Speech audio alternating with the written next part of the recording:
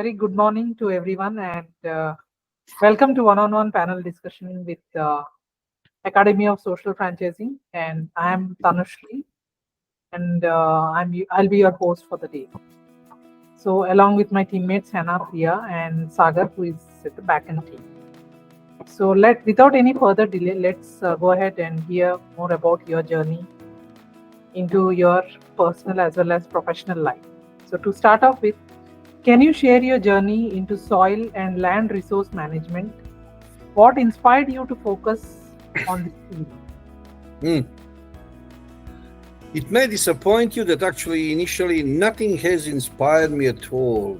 And I become what I become without any desire, any planning. It was just circumstantials, nothing else.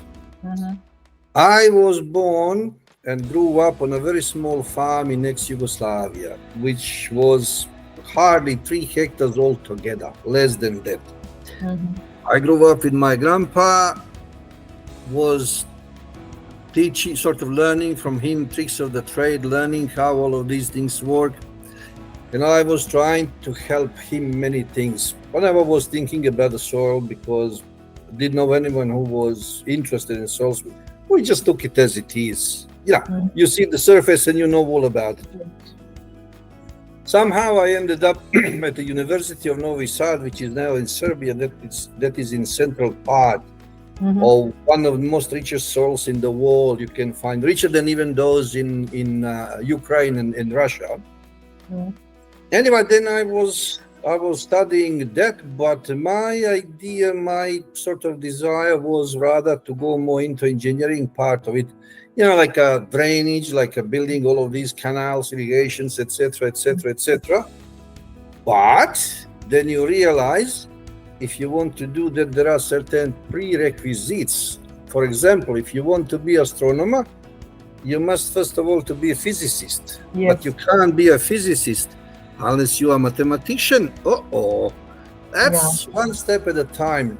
That actually applies regarding to where I wanted to do, and came always to the same basic point. You must learn and understand the soil, the ground below your feet. That's what is all. That's the foundation to everything.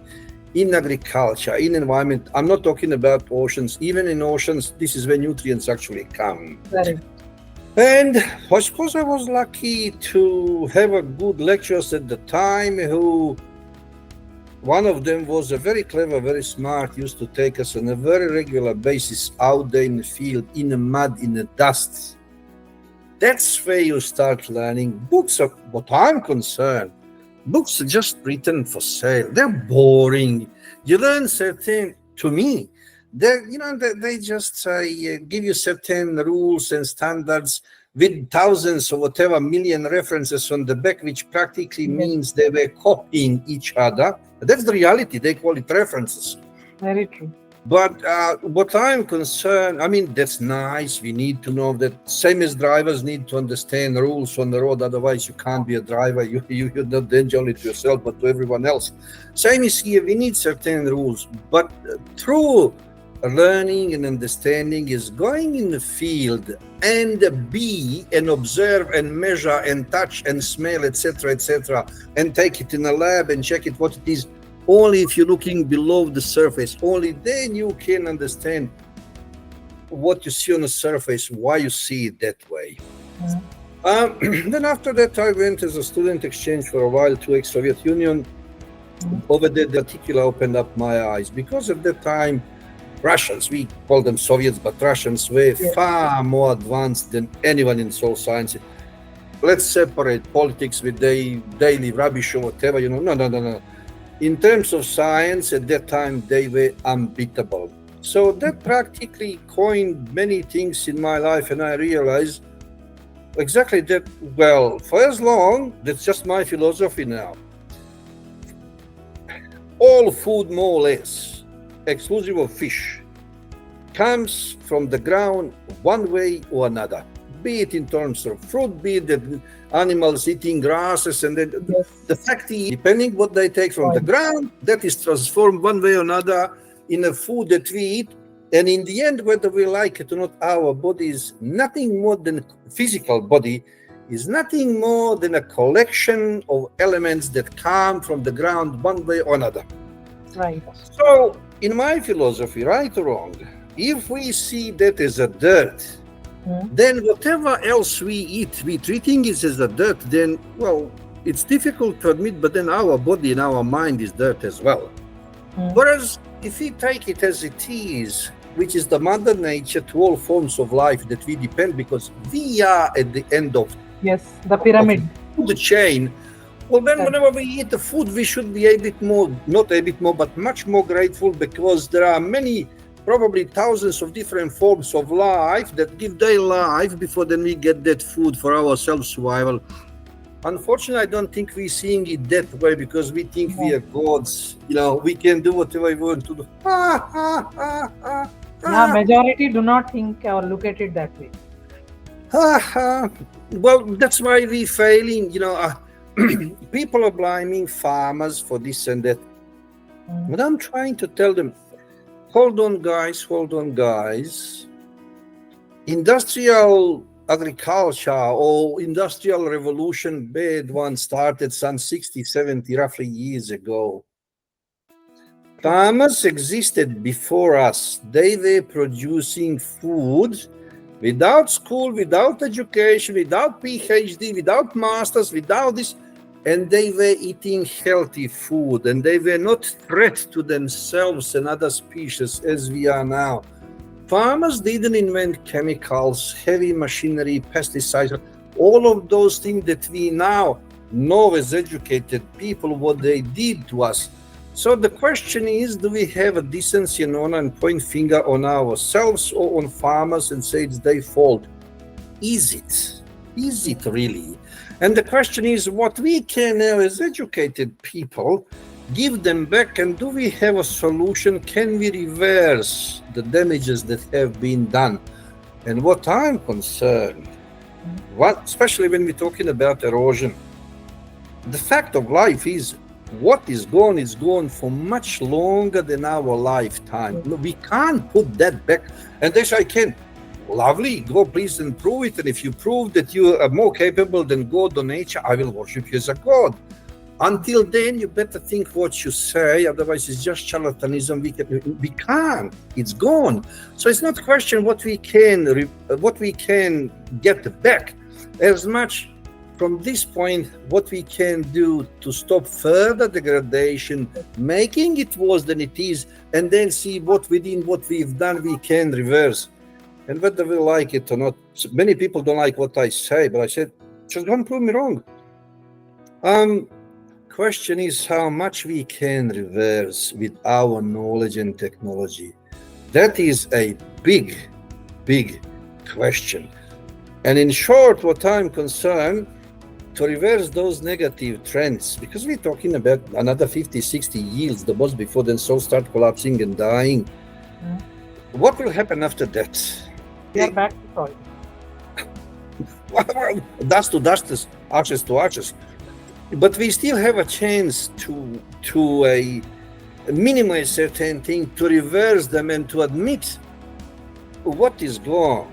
Many things that are gone, they're gone much longer than our lifetime. Yes. We can't live that long. And you know, one of my recent posts was, we are like tiny.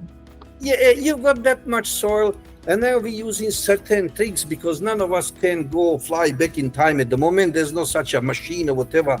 Fly back in time for thousands of years and then live for thousands of years and measure these things and come forward with evidence and say this is what's happening. But based on certain things that we agree, we know that it takes hundreds and thousands of years to create a little soil from rock. Well, when that little soil is gone, at the best, it will take as long time to create another one. But that one we can't reverse. And people are unaware, we are ignorant about these things. That's sad. So the next question would be land use conflicts. In your experiences, how do you navigate conflicts between agriculture, industries, and environmental land uses? Very easy. I stay away. Great answer. Great. No, I'm serious. Okay. I just stay away. I don't need trouble. If you put three or four, very rare. If you put 3 or 4 soil scientists together to argue about something, to come to certain consensus agreement, make sure if it's 4 of them that you bring a shotgun with a minimum 3 bullets. So you have to kill 3 of those for the other one. That's a sad reality. That's a sad reality. So I learned those things long time ago. Out of your experience, you are saying all this. That's right. It's great. Great. So, adapting a climate change, how do you see the role of soil management evolving in response to climate change? So, what adaptive strategies have you found most effective? Very shortly, I've been twice kicked out some 7, 8 years ago, 10 years ago, roughly. I've been virtually, physically asked to go out from climate change meetings. And one of the leaders hated me for asking a very reasonable question. I said, okay, guys, I'm not a climate expert. So you're talking here. Those guys are talking about climate change. Those guys are talking about not climate change. Problem is that both of you are using same identical data. There's no different one. Is that true or not? Yeah. So how do I know which one of you is right, which one of you is wrong? Is it, to me, is just to me, I'm not saying I'm right. To me, this is nothing but the glass half empty or half full. Full. Well, you are conservative. No, I'm not. Please show me something different. These are same identical data, not different. So that's one thing. When it comes to these climate changes to different regions, I know one thing, that if you are not narrow-minded, if you are not greedy, if you go in the flow with the nature, that's what I proved. That picture behind me in my background, I have undeniable evidence that you can set up even in Sahara, which has abundance of drinking water. You can have a 20, 30,000 hectares, which is large area, because I've done mega irrigation projects there. You can have a beautiful operating system working for years. And I imagine, for instance, over there, where they, just because of climate, so soil is as it is. We then test them, we map them, we know what to do with it. Water is available, everything is available. So what they do, instead of 1 crop, they have 8 or 9 crops. Wow, really? Oh, easy. We go over there with alfalfa, for instance, minimum 4 crops. But alfalfa, if you did your job properly, you got every single month you get 100% cut. So imagine if you're growing over there in India mango or something else, and you're picking that mango 9 times a year instead of once. It's not a joke. That's what I'm trying to say to you. So, but if you do it right way, if you put things together, so knowledge is not a problem. Problem is putting knowledge in a practice. So John, thank you so much for sharing your insights and experiences with us today. And your experience and expertise in this soil science is truly inspiring. So we appreciate your time and contributions to our discussion today. And we look forward to connect you further in terms of knowledge sharing so that we can take it forward. Thank you so much. Thank you very much, lovely ladies. Thank you very much, lovely ladies. It was a pleasure. Same here. I'm glad that I made you a little bit laugh, but as I said, I am a... It was wonderful, very interactive between the discussion that you made us laugh. We were like enjoying the discussion overall. So thank you. I always say to people, if you want to talk to researcher, don't come to me, because to me, research is if you copy one author, that's a plagiarism. If you copy many, that's a research. Well, the only thing that I copy is what I find and measure over there. Thank you, John. We'll connect back to you later on.